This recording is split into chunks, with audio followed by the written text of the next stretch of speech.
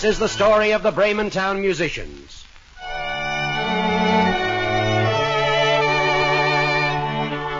There once was a certain man who had a donkey which had carried the corn sacks to the mill every day for many a long year.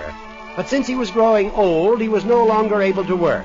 Now the donkey, knowing his master would soon kill him, ran away and set out on the road to Bremen. There I can surely be town musician. When he had walked some distance, he found a dog lying on the road, gasping like one who has run until he was tired. "What are you gasping so for, you big fellow?" Oh, replied the dog.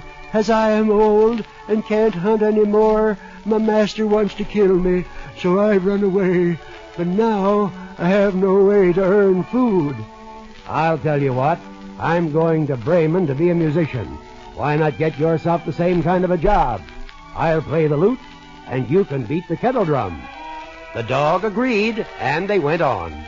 Before long, they came to a cat who sat on the path looking very unhappy. "Why, what's wrong with you?"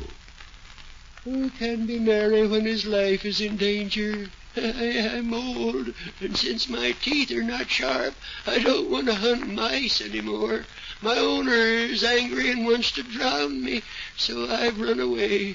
But now I have nowhere to go." "Come with us to Bremen town. You understand night music, so you can be a musician too." The cat liked the idea and went with them. After this, the three came to a farmyard where the cock was sitting on the gate crowing very loudly. "Why do you crow so loudly? Something the matter?" "Yes," replied the cock, "I am crowing at full pitch while I can, for this evening I am to have my head cut off." "Aha! But Redcomb, you better come away with us. We're going to Bremen. You have a great voice, and we can make music together." The cock agreed to this plan, and the four of them went on together. They couldn't reach the city of Bremen in one day, so they had to spend the night in a forest. The donkey and the dog laid themselves down under a large tree. The cat and the cock settled themselves in the branches, but the cock flew right to the top where he was most safe. Before he went to sleep, he looked all around on all four sides, and he thought he saw a light in a house not far off, so he called to his companions. The donkey said, "If it really is a house, we'd better get up and go on, for it's a little cold here." So they made their way to the place where the light was, and the donkey, because he was the biggest, went to the window and looked in.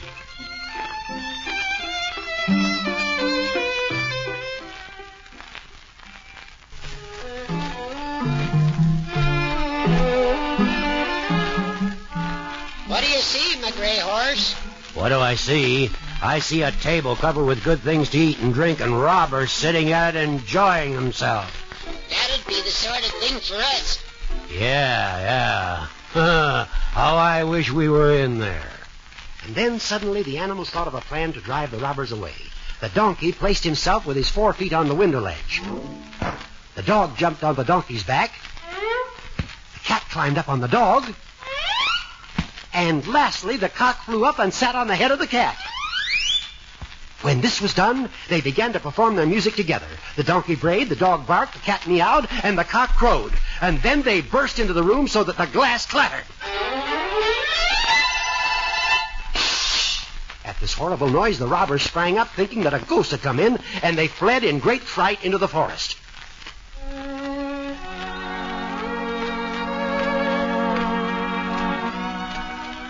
The four companions now sat down at the table, well content with what was left, and ate as if they would never eat again.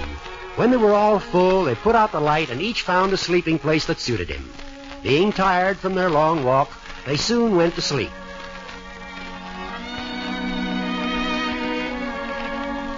When it was past midnight, the robbers saw that the light was no longer burning in their house, and all seemed quiet. The captain said, "We ought not to let ourselves be so frightened," and ordered one of them to go back and look around the house. The messenger, hearing not a sound, went into the kitchen to light a candle, and, taking the glittering, fiery eyes of the cat for live coals, he held a match to them to light it. But the cat didn't understand the joke and flew in his face. The robber was dreadfully frightened and ran to the back door, but the dog who lay there sprang up and bit his leg.